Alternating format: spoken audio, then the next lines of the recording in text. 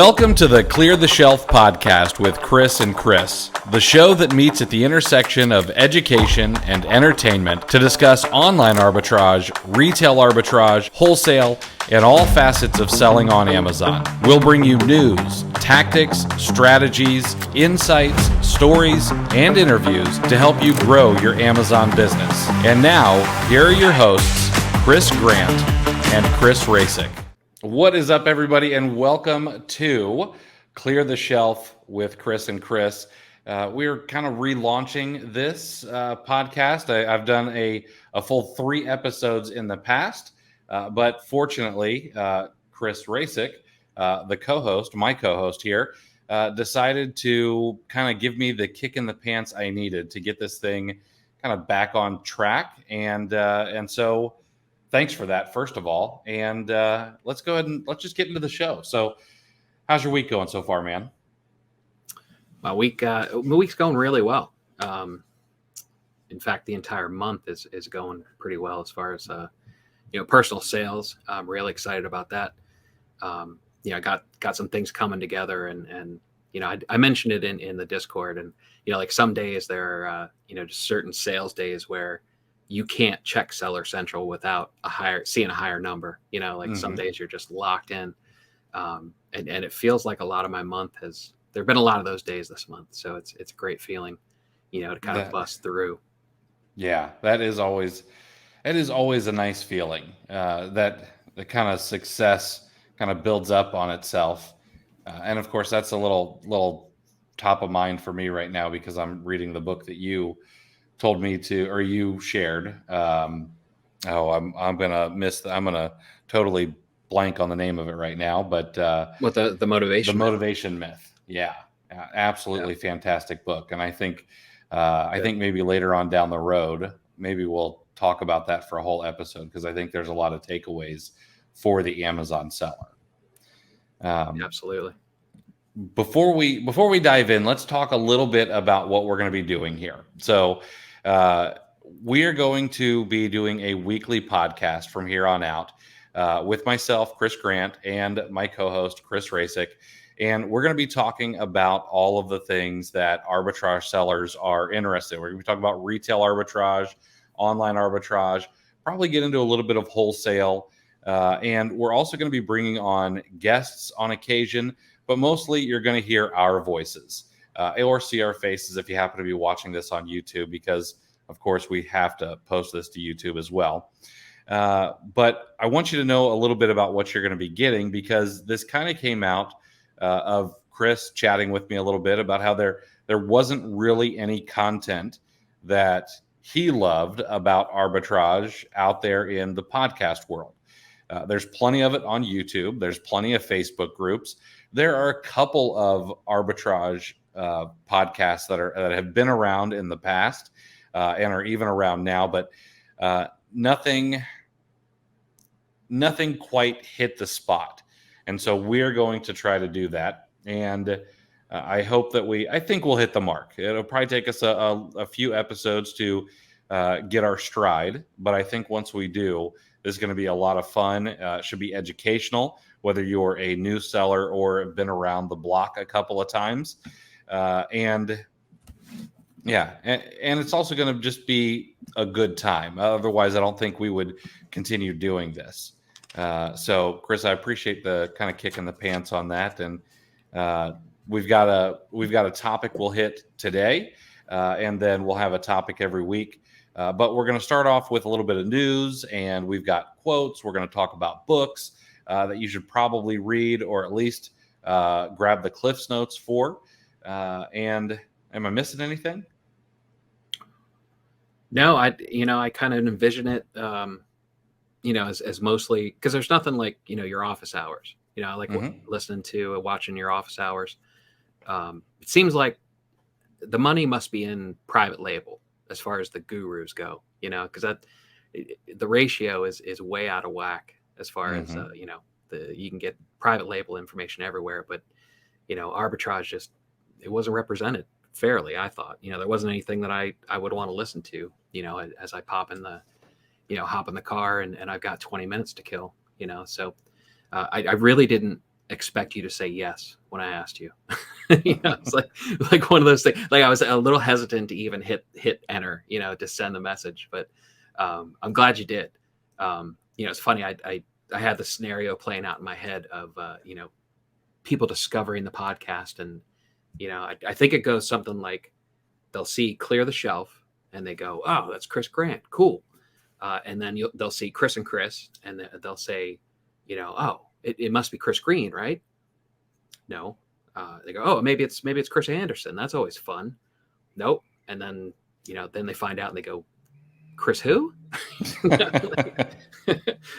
But like I envision it like, I mean, we'll have fun. I enjoy talking to you.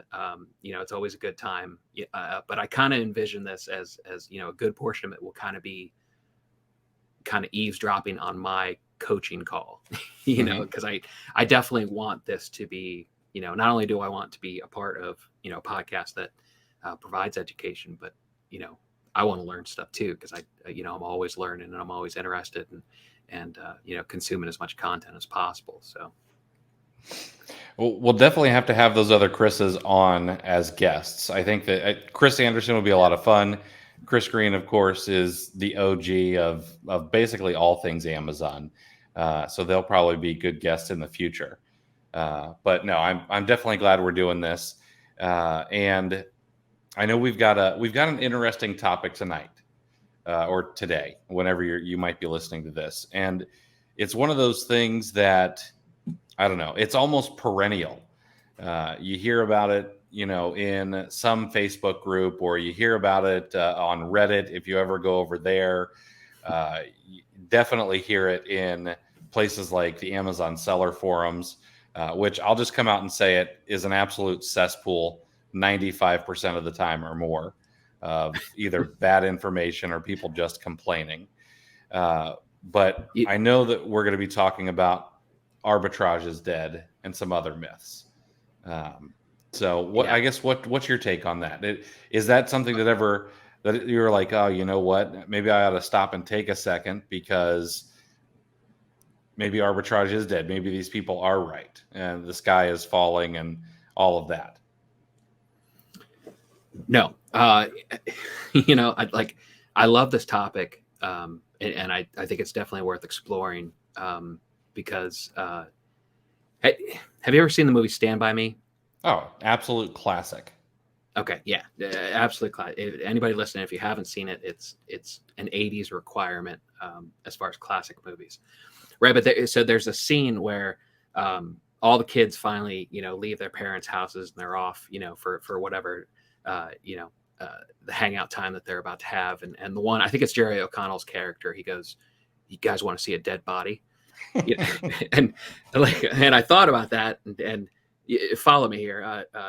This does come all the way around to Amazon, but there always seems like there's a scenario where usually it's when you're a kid, but like here's an example. One of my friends when I was a kid, his family owned a funeral home, right? And the first time, like when I spent the night there the first time, it was a great time, but there was always that lingering possibility that he's going to ask me if I want to go down to the morgue. So there's like this scenario, this danger, this, potential to see something that will like rewire your DNA and change you forever because of the horrors and something that you can't unsee, but you're kind of drawn to it at the same time, like you're drawn to the danger. That's how I view the seller forums. Like I'm going to see something I can't unsee, can't unread. And it's ultimately a horror, but every once in a while I'm drawn to it. And you only have to wait a little bit before you see a tagline somewhere along the lines of arbitrage is dead, and to somebody talking about how their account was hacked or Amazon's being unreasonable and it kind of, it's the same themes over and over again, but that's the complete opposite of my experience, and oddly enough, retail arbitrage is a growing percentage of my business. It's reaching the level of online arbitrage. it's almost 50-50 at this point. And I certainly didn't expect that, but it's kind of been, some mastermind groups and BOLO groups and some strategic things that I got involved with and executed. It's actually brought retail arbitrage, you know, it's made it become a huge part of my business, and I love it. I like shopping. Like I've always liked that. It's, I enjoy the treasure hunt portion of it. I kind of get a thrill out of that. So I've never seen any evidence that it's even in the twilight of its life. So I don't buy it. Yeah, I don't know. I don't understand. I mean, I don't know. I guess I get it. One, when you complain, I get you see a grand apparently figure on Facebook every now and again, and they complain about something, whether it's political or it's, I don't know, something at their church group or whatever. And everyone seems to, oh, well, that happened to me. And you know what? I'm right there with you. It's just funny how one person complains and then everyone likes to pile on that. And that's kind of the way that I feel that, one, the seller forums are.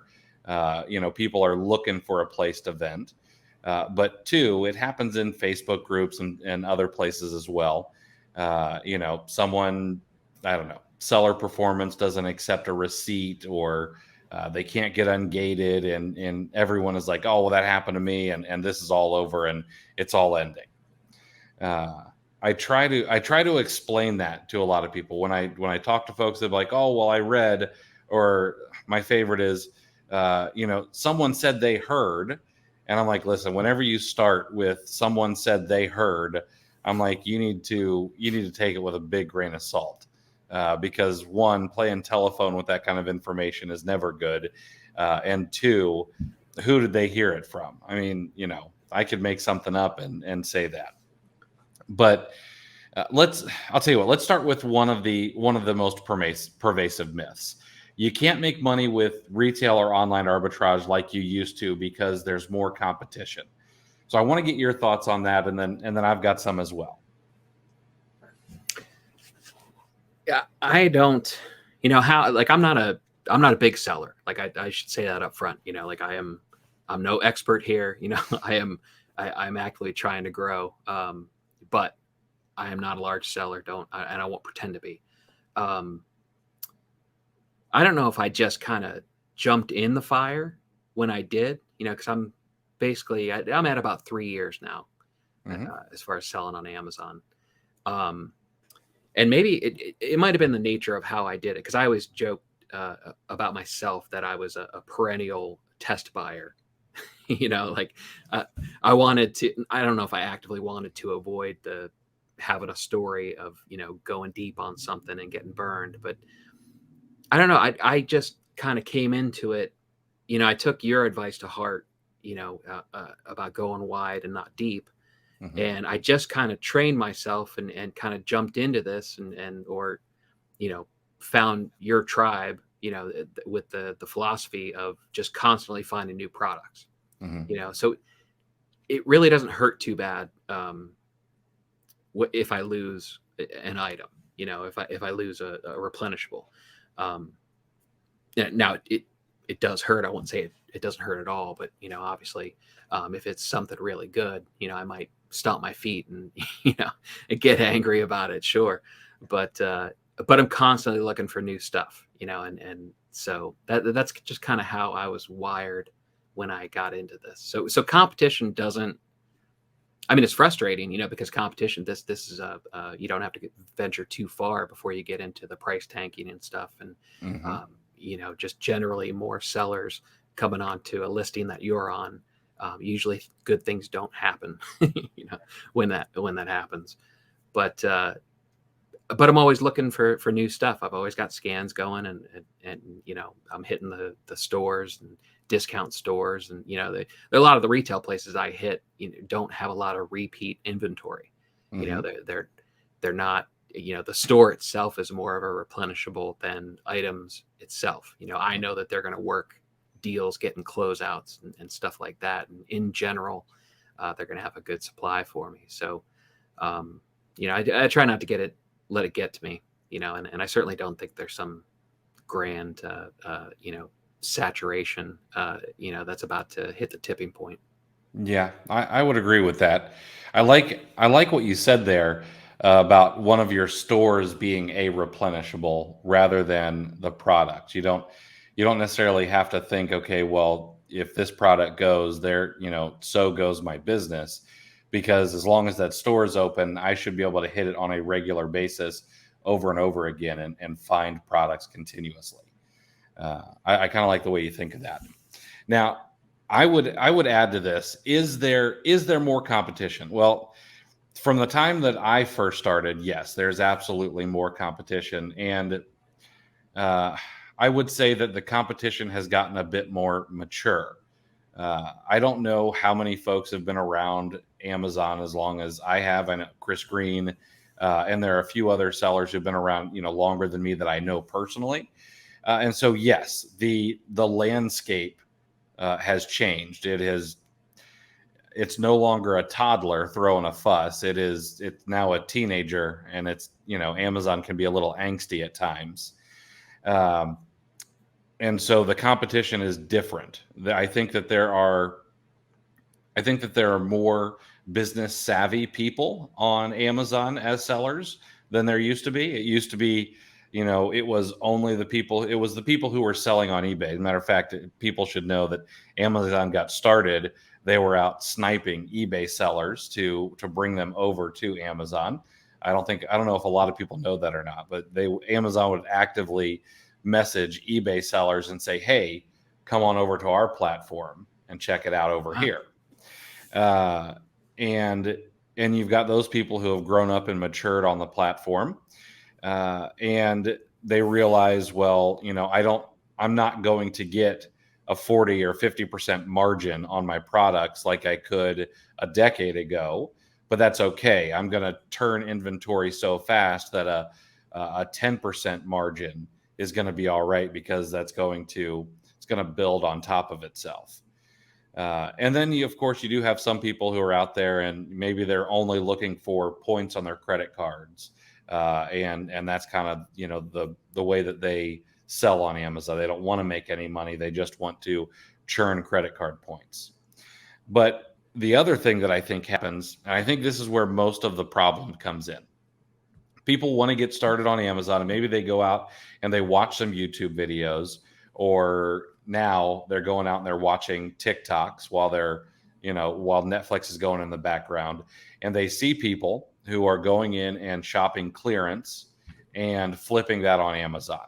And of course, the people making those videos, nothing wrong with educating, but they're not ever talking about, well, here's what happens when I buy a product on clearance at Walmart, when that product is also on clearance at every other Walmart in the entire country. Well, it's going to get saturated. There's going to be a ton of people who are finding it. Walmart is shopped by just about everyone. And I think that's where the competition lies. I used to make a ton of money in the clearance aisles. It was all I shopped for probably a couple of years. Meijer and Walgreens and Walmart, I would go and just crush clearance. But there were not 500,000 other sellers doing the exact same thing back then, and there are now. So what you need to do, in my opinion, these days, is you can't just go after the lowest hanging fruit. And that's why I do like to tell people, go wide and not deep, because you can take a series of small bets on yourself, which you can't really do in any. I mean, you don't know anybody opening up a brick and mortar store who's like, you know what, I'm really just going to test. I'm just going to test $20 and see how this brick and mortar thing goes. And Amazon and eBay are really the only places you can actually do that. So I think the biggest takeaway is you've got to get out of the clearance aisles, whether that's online arbitrage, retail arbitrage. There are so many products that you can buy and create bundles, multi-packs. There are items that just sell for more than retail, just because people pay for the convenience, or they don't know that it's available at their local Target. And 60% of people go shopping and looking for product on Amazon before they even do Google. And so they're just willing to pay for it because it's there. One of the other things that I think is a big problem is there was a term for this back when I first got started. It was called being a scanner monkey. And the people who just take their phone and only scan barcodes. I just don't think you can do that anymore. No. People either don't put in the right UPC code on Amazon, or they've created a multi-pack, or maybe they've created a bundle, 2 different flavors of popcorn or whatever it is. And you can find those products fairly easy, but it takes time. And I think that maybe one of the episodes down the road, we'll talk about, like how to go in and actually find these types of listings and get out of kind of the low hanging fruit that everyone, I think, gets started with, on Amazon. Yeah, that's definitely worth diving into. I mean, ultimately you're getting out of the clearance aisle and finding stuff, in other parts of the store. You're moving to areas with less traffic, as far as Amazon sellers treading, in those waters, which logic would tell you that the products that you find in the lesser searched aisles are probably going to be profitable for longer. It's probably going to keep you from, crying the blues on seller forums, at least for a little while. Exactly. Yeah. Have you ever run into another Amazon seller out in a store? I can't confirm it 100%, but I've seen some people pretty active with their phones. So okay. I can only think of 3 times that it's happened. Once the guy wouldn't talk to me. I started walking toward him and I said, I was like, "Hey man," and he was like, and he pushes his cart away, and I'm like, "Okay, that guy doesn't want to talk." The other 2 times, they happen to be people I actually knew, and both of the times they were in clearance aisles.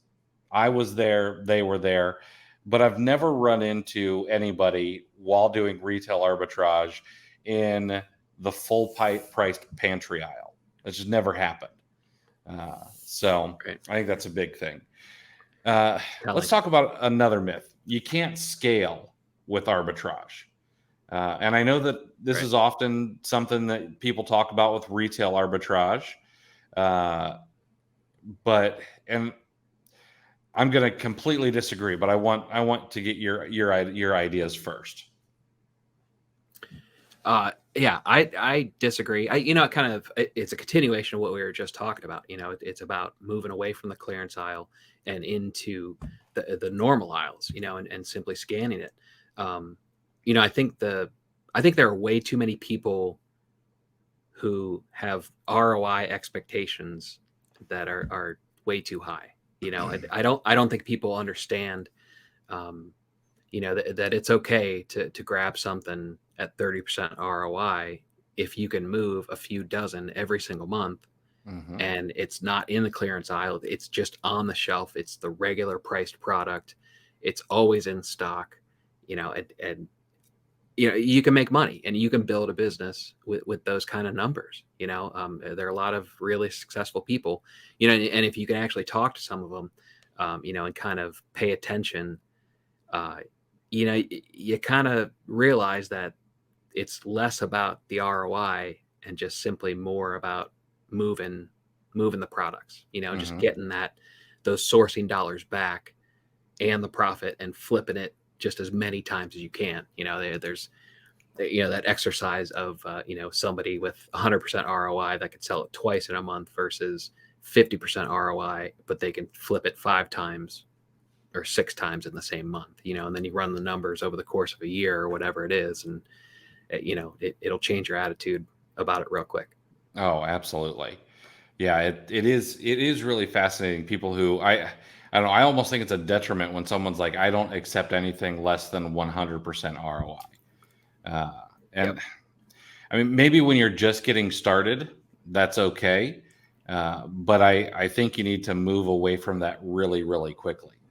And I guess one of the ways that I think about it is I was looking at my savings account today, And I noticed on there that they have a little place like, here's how much interest we've paid you this year. And I don't know, they kind of made a big deal about it. And I looked at it and I laughed. I'm like, this is not something to be proud of, Chase.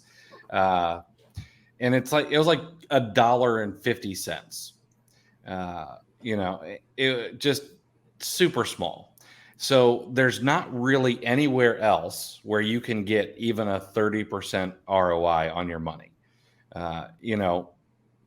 Maybe if you're lucky in crypto, you could get a 30% ROI on your money. Although right now, I know that's definitely not happening for me or anybody else I know.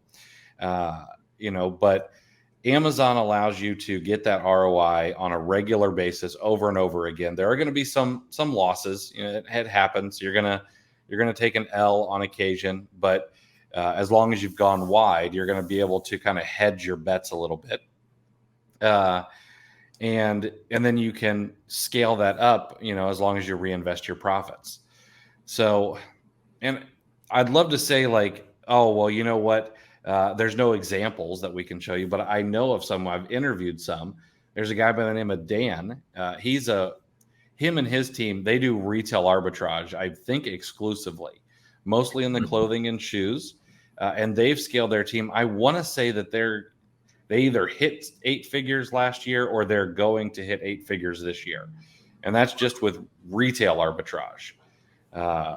There's another guy. And clothing and shoes. Yes. So that's a whole other myth itself, like people won't touch that because of returns and trouble reading, variation, portion of Kiva. Yeah. And that's a whole issue itself. Let me ask you this. Yeah. Arbitrage, and let's roll not only retail arbitrage, but also online arbitrage. What do you think the ceiling is for a seller doing exclusively retail arbitrage and online arbitrage, just a one-person operation? Oh, a one-person operation? No. Or do you allow prep help in that situation, or is it everything's a one-man show? Yeah, let's include some casual prep help because I think that could be pretty minute. Casual prep help with someone who is really good and doesn't mind working 7 days a week, 12 hours a day.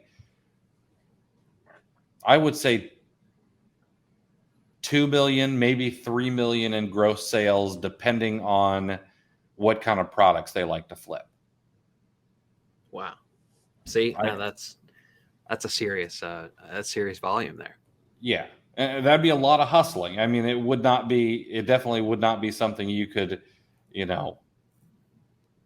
wouldn't be taking a week's vacation ever. You'd be hitting it really hard. And Q4, I mean, you wouldn't go to any family functions. You wouldn't have a life outside of selling on Amazon. But I do watch guys, I guess I would consider him one of the elder statesmen of selling on Amazon. And they've built up a team, and him and his wife travel and, hang out with their adult children. And I see them do all kinds of cool things because they've built up a team, and they've got shoppers in a couple different places in the country. And their margins are, not bad. And one of the things they do that I think a lot of people are probably afraid of is they actually create their own clothing listings. They'll bring new lines of clothing to Amazon, which that's something I don't even think I would do, but it works for them, and they obviously, do very well at it. We interviewed him, I don't know, several months ago, and he talked about one of his employees finding a new brand that they brought to Amazon. And I don't recall the name of it off the top of my head, but in the very first year, I think they sold like $150,000 or $200,000 worth of that one particular brand on Amazon. And they created like all of the listings. Wow. So I don't, when people say you cannot scale on Amazon, I don't buy it. As long as you get the processes in place, which, it does take it's going to take some processes. It's going to take some, I think, some willingness to delegate and things like that. But once you get things dialed in, I almost don't want to say there is a limit. I mean, there obviously is, but I don't think that uh, it's easily 8 figures, maybe multiple 8 figures, 20 million, 30 million in an arbitrage business. It'd be a well-oiled machine, but I definitely think that's possible. So that's encouraging, because we know that there's help out there. There are VAs, and there's I find it pretty easy to get very, very part-time prep help. But I design it so that the prep help is doing the stuff that I absolutely despise, which is double benefit, because not only am I more productive, I'm happier. So yeah, I mean, if those are the numbers, just a single person operation, I mean, that's and you chop that up however you want. I mean, if you don't want to work 7 days a week, 12 hours a day, and I mean, scale it to what, you could scale it down pretty decently, and still make a viable living from it, and move some free time. I mean, that's encouraging. And the one thing that the main reason I don't think arbitrage is dead is I look at myself quite a bit, and I kind of analyze. I'm a little bit too hard on myself sometimes, but that I think that can be constructive in certain doses. And I'm not going to fool anybody. I could be far more efficient, but I enjoy it, and so I'm willing to sit at the computer and just treasure hunt online arbitrage. And like I told you, I don't mind going to the stores and shopping and stuff. But I know there are areas that I could be more efficient. So I know I'm not fooling myself. I know I could take the same amount of hours that I'm putting in right now and make more money if I just got serious and was honest with myself, and took the steps I need to do to become more efficient with this. And I think you bring up a good point there, because some people, maybe they're new to Amazon, maybe they're been at it a couple of months, and like, there's no way I'm going to get to $1 million. Well, here's your permission to not have to be $1 million seller. There's nothing wrong with that. It's okay if this is a lifestyle business.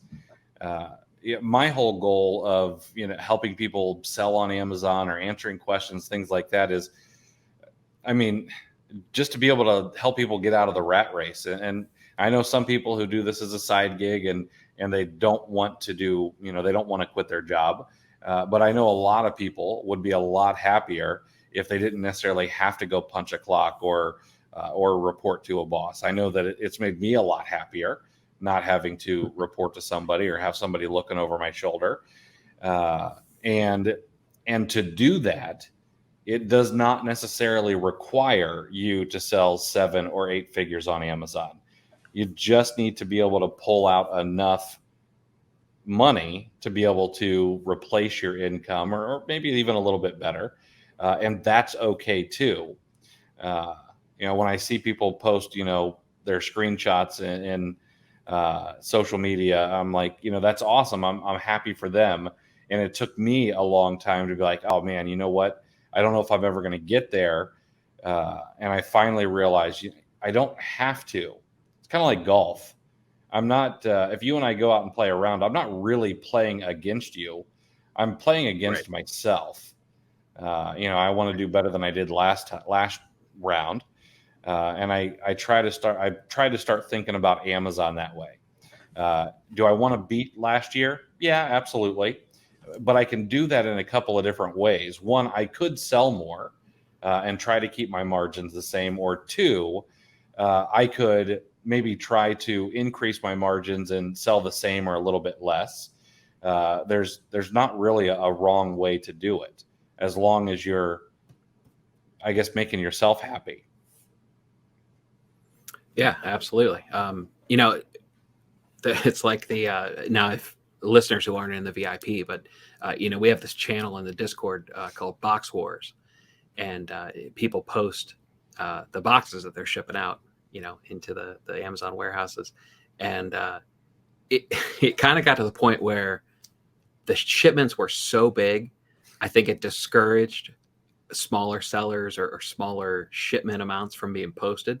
Mm-hmm. Um, but I enjoy that. I enjoy seeing, just shipments. I don't know. Maybe that's a sickness, or maybe I'm too far into this, but I really like it. So, and it just kind of went quiet for a long time. And I think the last one, I forget who posted, but it was like a $16,000 expected sale shipment. And, it was such a, there were so many boxes in the picture, you could barely see any portion of the house that it was in. Like it was just like, that's the side. And then there was nothing for quite a period of time. But, I mean, part of it is just because I want the channel to get active again. But, ultimately I thought to myself, because my shipments aren't big, but Mm-hmm. I'm consistent, especially as I put more stuff in place, and I've outsourced the stuff that I don't like doing so that I don't put it off. It's made me more efficient, and I'm more consistent. And I just said, you know what? I'm not going to compare myself to other sellers. It's like there are so many Facebook groups that have the $100,000 screenshot from Seller Central, and and then there's the $1 million screenshot, and you can, that can be discouraging sometimes, Mm-hmm. because it's like, especially if you're sitting there going, oh, I'm so far away from that. But um I just decided to post in the box, and if it's only 3 boxes, so be it.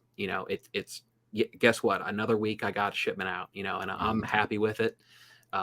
It's it's gradually moving in the direction that I want it to go.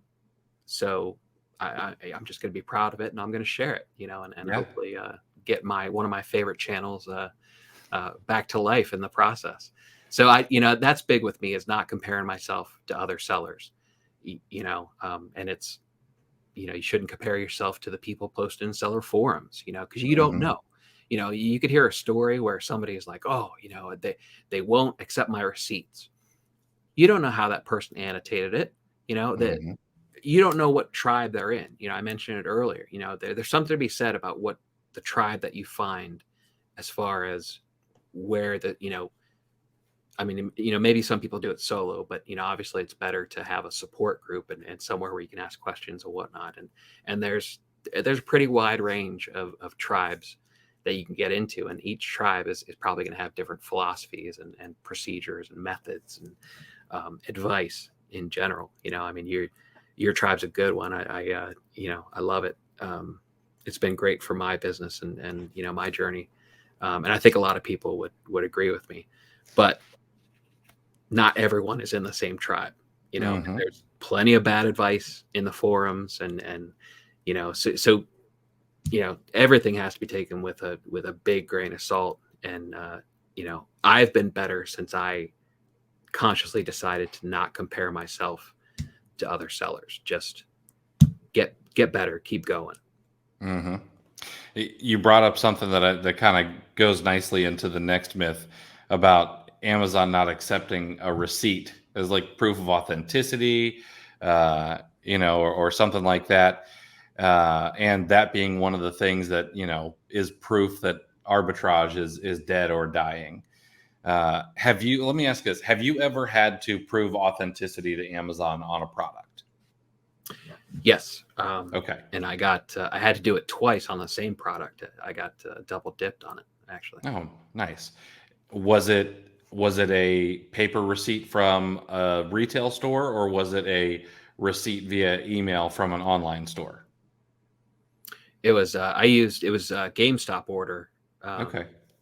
and so I kept everything. Like, I even still had the packing slip, So I just nerded out on the response, and I was like, here's the confirmation email, and here's the receipt, here's the packing slip, and and it was retracted in 2 hours.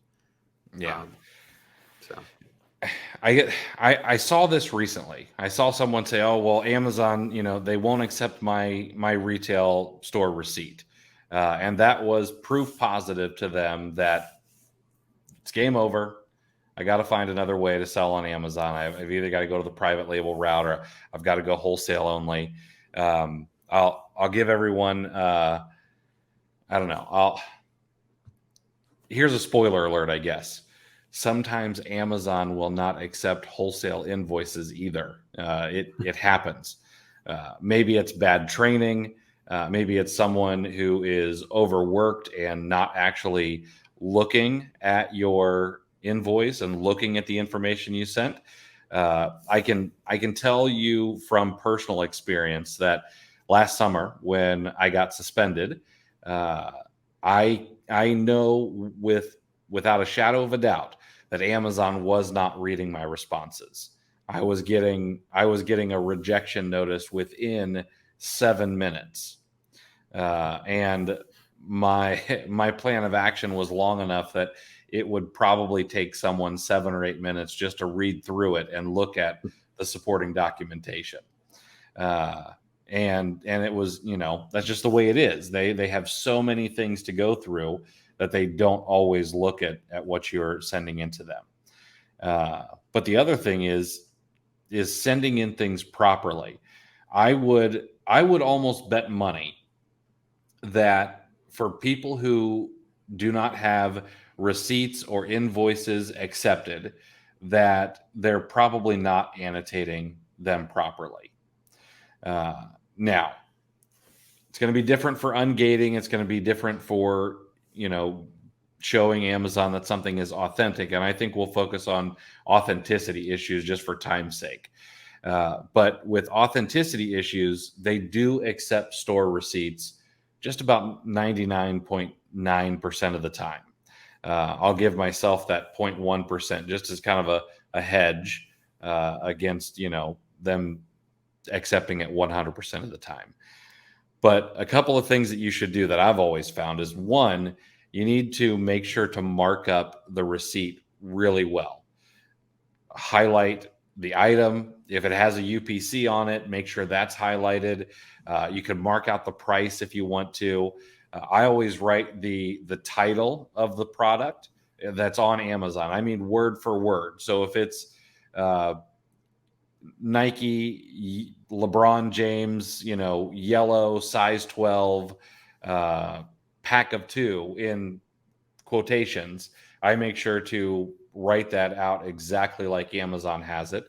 And then I put the ASIN right underneath of that. Mark up the, maybe it has your credit card information on it. Mark that up and show them it's the same one that's on your Amazon seller account. I always like to highlight where I bought it from. So if I bought something from Target or GameStop or Walmart or Kohl's or wherever it is, I like to highlight that, and then I'll put the Target information there.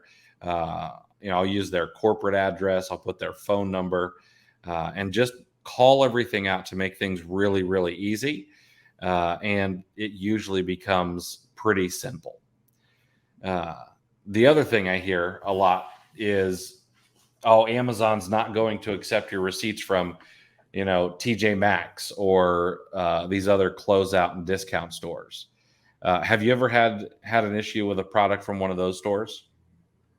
No. Okay. However, I do take pictures. Like if it's a store that has their own UPC codes or something like that, I will take a picture to, anticipating just to try to make it smooth if it ever happens, because that doesn't sound fun. Has that ever happened? No.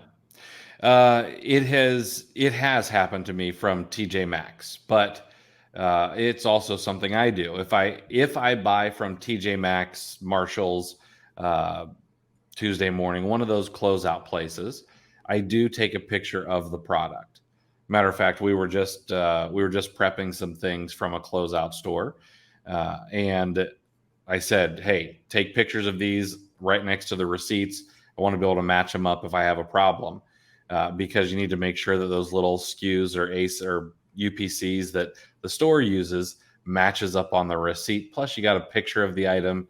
It matches on Amazon, and it makes your life a whole heck of a lot easier. I did a video on how to properly annotate receipts, and I've had 4 or 5 people reach out and say they didn't accept it the first time. I did it your way, and it absolutely worked. And I would say 99% of the time, as long as you do it properly, it's not really a big deal. Yeah, and there's something to be said about, getting back to what not knowing what these horror stories, what the process was, you know, pretty much, the processes that you have in place and that we can find in your videos and whatnot. I don't know any stories where people say, nope, didn't work. I tried that. It's and then once you find out, especially if you get into a thread, where people kind of reveal a little bit more of what they actually did, most of the time you find out, what the grave error was that doomed the effort, and it's not a best practice most of the time. Absolutely. All right, we've got a couple more. I want to hit them a little faster. But another thing that you'll hear is when you resell a product, it's no longer new. Have you ever had anybody tell you this, or I'm sure you've read it somewhere? Yeah, it hasn't happened to me personally, but yeah, I have. I've come across a couple things I've read about it.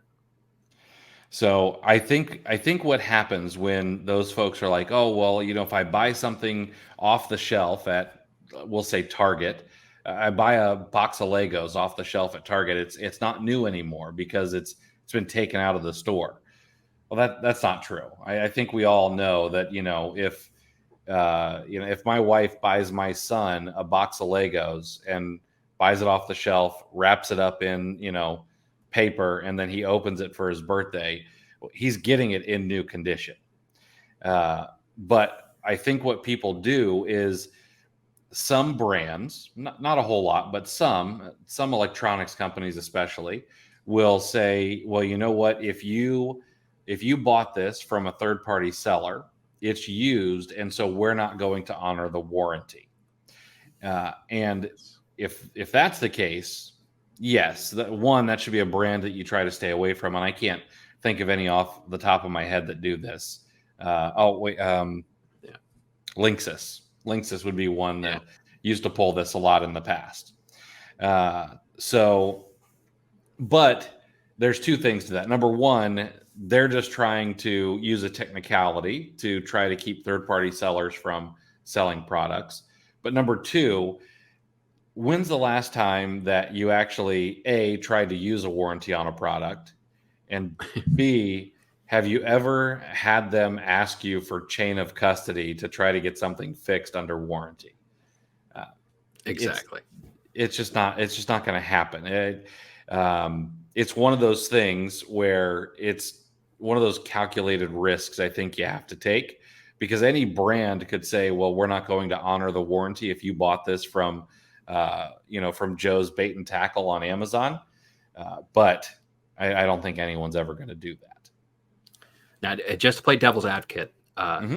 the legal team over at Voris would disagree with you. Yes, So they would. there's Yeah. that. Yeah, they absolutely would. Those guys charging $700 an hour to do brand protection, and then not actually ever really doing anything other than sending out those letters. Those guys, those guys, those guys are living the dream. Uh, Yes. you know. Yeah. And Uh, if you ever can't sleep, just take one of those letters out and except the first one. The first time you get one, I was all fired up and I actually oh, started breaking it. My opinion, they could be beaten in court. Like they would. I don't think they would ever win. It's just a matter of the seller has to have the gumption and the funds. But I yes. think they would win. I know a guy who has beaten a couple of brands in court, and he's been paid some handsome sums.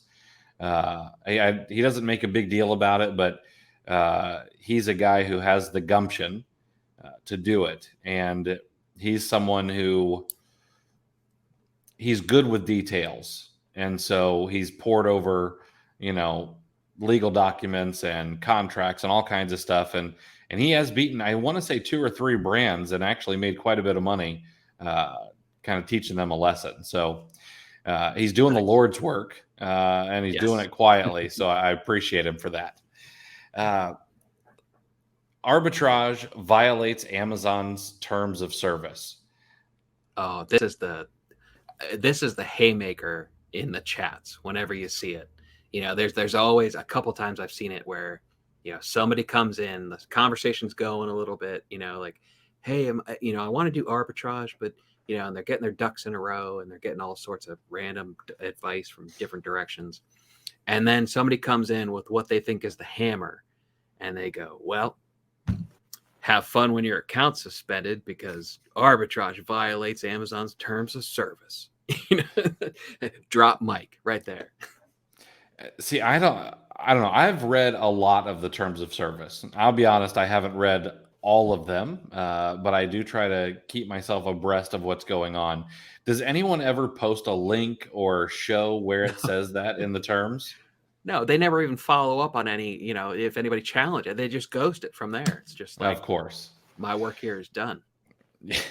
See, this is one of those things where I think it's, oh well, I heard this from somebody I trust who also heard it from someone else.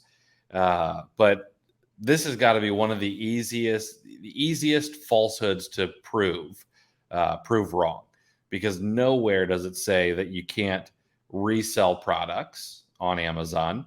Matter of fact, I mean, let's think about this logically for a moment. Anybody who sells on Amazon is reselling, even Amazon themselves. And you could make the argument that, well, private labeling is not reselling. But here's the thing. You're buying a product from a manufacturer. Most people are not manufacturing something in their own backyard or in their own warehouse or factory. They are putting a twist on something or putting a sticker on a product that's already created in a factory in China or here in America or Mexico or wherever. And everybody is really just reselling something that someone else made. If you're doing wholesale, that's just a different form of arbitrage. You just happen to buy it in bigger quantities from a distributor rather than a retailer. And one of my favorite stories, and I doubt that Amazon does this to this day, but I remember when I was a bit of a newer seller, it was Q4, and this was kind of, I think we've talked about it in the past where different verticals on Amazon, they kind of hit that 20% mark, and then there seems to be hockey stick growth. But I want to say that this was at the time when toys were getting to that hockey stick growth on Amazon during Q4. And Amazon had employees from warehouses in different parts of the country hitting up Walmarts and Targets to buy things like pie face and, these other things during, Christmas time that people wanted to buy. So Amazon has sent people out to do arbitrage on their behalf. Plus, Amazon relies on the long tail. One of the reasons that Amazon is so I don't know, everyone wants to shop there is, when's the last time you searched for something on Amazon and the search results came back empty? Right. It's never happened. I bought Exactly. I bought a birthday gift for someone the other day, and I wanted to get them a garden gnome, but I wanted a very particular garden gnome. This very niche garden gnome. Amazon had it, and they had it Prime, and it wasn't something that I was expecting to be able to see really quickly, but they had it. So Amazon relies on the long tail, and if you're not sure what the long tail is, Google that. It's worth a quick read on Wikipedia and a few other places.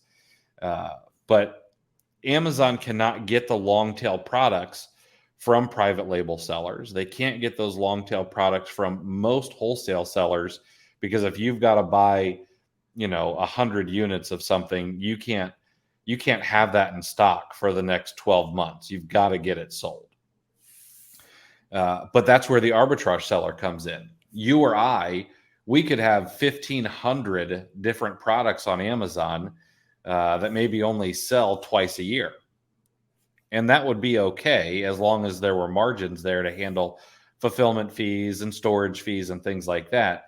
But that business model is possible on Amazon and not really possible anywhere else. And it's also one of the things that makes Amazon successful, because they don't want the consumer to bounce. And we as arbitrage sellers make that possible. Exactly. And Amazon can only stock so much stuff themselves.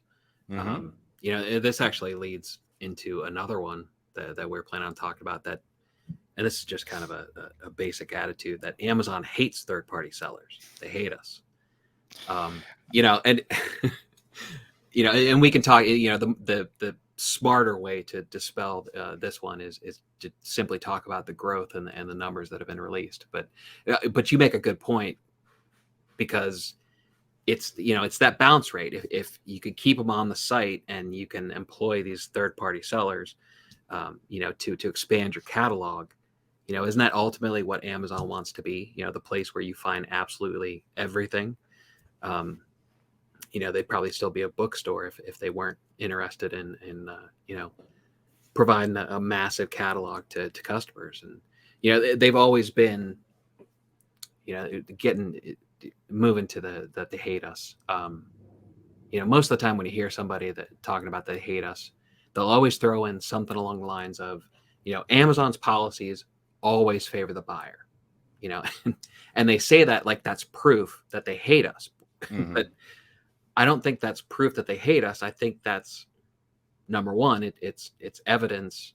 It's a reason why this company has become such an enormous, incredible company Mm-hmm. in a relatively short period of time. It's easy to become complacent and forget just how incredible Amazon.com is itself.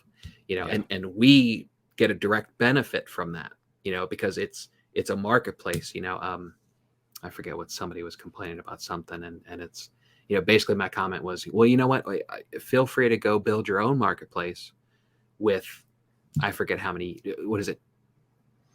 unique users per month does Amazon have? I don't even know. It's 8 figures or 9 figures. I mean, it's a a mind-boggling lot. number. Yeah. So you have so much traffic, and there's so much business, and pull whatever stat you want, the number of sales every second on Amazon, or, I mean, it's all it all proves just how incredible this marketplace is, Mm-hmm. So we have a place to go, buy our products, find the margins that we want. And most of the time, unless you're really finding obscure stuff, you have a place to sell basically anything, you find. It's just a matter of, finding the right margins and finding, a spot, with the other sellers, but it has nothing to do with the marketplace itself. I don't think they hate us. I think their growth, is, well, it wasn't too long ago that, they announced that third-party sellers are actually the biggest portion of their sales, correct? Yes. So here's what I like to say when someone says Amazon hates third-party sellers or they want to get rid of third-party sellers. I remember a couple of years ago when Jeff Bezos wrote one of his annual shareholder letters. He then did an interview, and he said, kind of in his weird, almost maniacal laugh, that third-party sellers were kicking Amazon's first-party butt. And he seemed happy about it. And of course he should be, because he realizes that Amazon has all this inventory that they paid $0 for. Yes, they handle the fulfillment network and things like that, but they have all this inventory that they get to sell, and then they get a commission on it because they have the eyeballs, which is fair. And yes, do their terms and things like that, does it feel like it benefits the customer more? Yes, absolutely. And I think all the points you made are absolutely relevant. I think one thing is, as us sellers maybe need to internalize a little bit more, is some advice that my grandfather gave me when him and I used to sell insurance together. And so he always explained, he's like, listen, he's like, our customers literally put food on our tables. And I think Amazon has kept that same kind of mindset, while they've grown, which is surprising. A lot of companies kind of get too big for their britches, and customers don't necessarily seem to be their number one concern as they start becoming more concerned with shareholders and profits and things like that. But Amazon has always kept their eye on the customer. which is what keeps people coming back. They know if Amazon screws up or a third-party seller screws up or UPS screws up, that Amazon's going to probably make it right. And that allows us to do what we do. So does it get frustrating sometimes? Yeah, absolutely. But Sure. what are you going to do? I guess one of the other things that we could talk about Amazon trying to get rid of third-party sellers is we should talk about how many new sellers there are that come into the space. Amazon could easily say, you know what, either A, we're not taking any more new sellers, or we're going to make it so hard that you're not going to try this platform. You're going to go to eBay, to Facebook Marketplace, to Walmart, wherever else you can sell. But they're not doing that. There are 700 new sellers per day that come to the U.S. marketplace. And I think across the world, it's something like 2,000 new sellers per day. Now we could incredible. Get into it really is, isn't it? We could get into the weeds and we could say, oh, well, how many of those people actually sell anything on Amazon? And those numbers are going to be a lot smaller, but that opportunity is there for at least 700 new sellers per day in the U.S. market, and Amazon's not stopping them. Now, we're not going to feed the trolls, but preemptively, somebody would say, "Okay, that proves saturation," right? Yeah, you would think, but there was a study I was just reading the other day about how much of total retail sales are in the e-commerce market.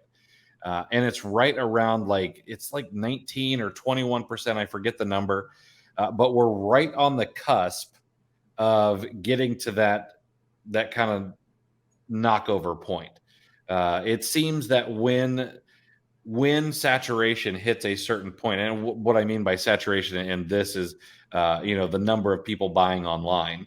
Once it hits that 20 to 25% mark, you actually start to see hockey stick growth again.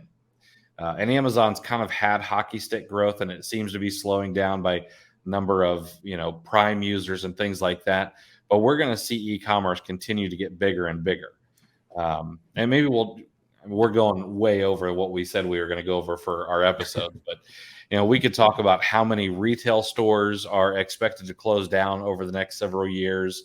And we could talk about how many people shifted from only buying in stores to buying online during COVID, and how sticky that customer becomes, because why not watch Murder, She Wrote and order denture cream instead of having to go to Walmart to get it. And it expanded the market too. It brought a bunch of people that probably wouldn't have moved into e-commerce. It kind of forced a bigger market, from what we probably would have seen under normal circumstances. I know, and I have several family members that back up my point. They can't tell what group chat they're in. However, they're having groceries delivered to their doorstep. So absolutely, yeah. I think that I definitely don't think it's saturated. I think there's still a lot of room for growth, and I don't know. We'll talk about it in another episode, but there's some cool things that Amazon's going to be doing here in the future that I think is actually going to, and I think it's going to be good for Amazon sellers as a whole, and it's going to continue to grow the pie of consumers who want to come buy from us. I know that we've got several more myths to be busted, but you okay with holding those for another episode?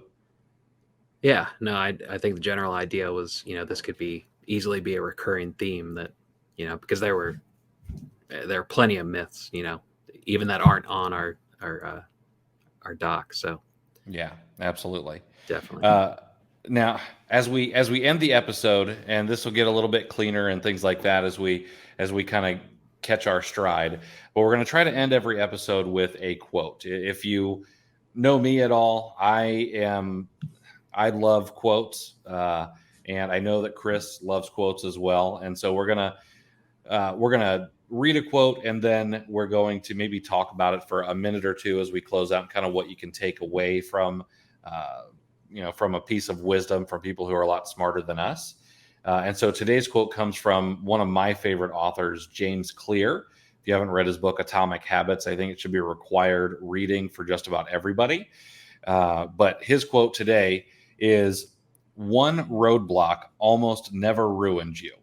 There might not be 1,000 ways to accomplish something, but there's almost always more than one way. Know what you want. Be flexible about how you get there." From James Clear. I don't know, Chris, what do you think about that quote? I think that ties in pretty well with what we're talking about. If you kind of try to put yourself in the shoes of the people who are saying some of these myths, I think they're people that certainly don't look at things that way. That there's, there are different ways to accomplish the same goal. I thought, knowing that we were talking about myths, I thought in the seller forums, I thought you were going to go with the Abraham Lincoln quote of "Don't believe everything you read on the internet." But you made a pivot to James Clear, so I mean that's cool. That would have been a much better one.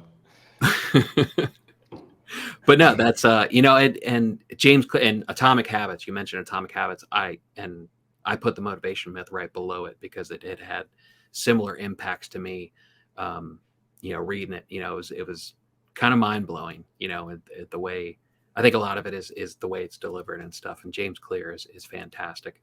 But yeah, you have to adapt, and I think the compliment in maybe the motivation myth to James Clear quote is how he talked about setting a goal, figuring out the process, and then forgetting about the goal, and then you simply work on the process, and it's, if you're only focusing on the goal, or or you don't forget about it or don't pay enough attention to the process, a roadblock can be devastating, but if you're paying more attention to the processes that are in place, I think that lends itself to be more flexible because you can make tweaks here and there and still be moving in the general direction of where you want to go. Is basically what I'm trying to say. Yeah. I love that. I think my favorite part of this quote is know what you want and be flexible about how you get there. Because if there's one constant in, I guess, life, business, is that we know that there's always going to be a roadblock. There's always going to be some sort of obstacle. And if we're willing to learn how to get around that, over it, under it, whatever we need to do, we don't ever have to lose sight of our goal, what we want, but you just need to figure out a way around. It's something I say on a fairly regular basis to my son when he tells me, I don't know how to figure out my homework. I'm like, listen, everything is figure outable. And it's not, I know his English teacher's probably going to hate that when he says it to her, when he's older, but, everything is figure outable, as long as we're flexible enough. And, I think that's a huge thing in any business, and especially this business. So yeah. All right, Chris, that was a good first episode in the books. And we'll be back next week with another new episode for you guys.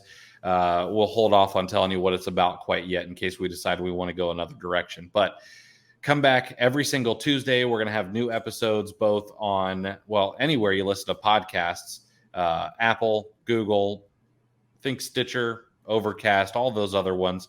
If you could do us a huge favor, please rate and review our podcast. It would be super helpful. And of course, I'm going to read through those ratings and reviews to see what you like, what you don't like, and what you'd like to see more of. And that's it for us this week, guys. Chris, thanks for hanging out with me, man. And all of you out there, thanks for listening in to us ramble on for the last hour. We will see you next week. Thanks for listening to Clear the Shelf with Chris and Chris. If you enjoyed this episode, please take a screenshot on your phone and share to Facebook, Instagram, or your favorite FBA group, and be sure to tag me and let me know why you liked it and what you'd like to hear more from us in the future. Also, I'd like to give you some free gifts for listening. Head over to rabbittrailchallenge.com and repricerchallenge.com for some free courses to further your business. Thanks for listening.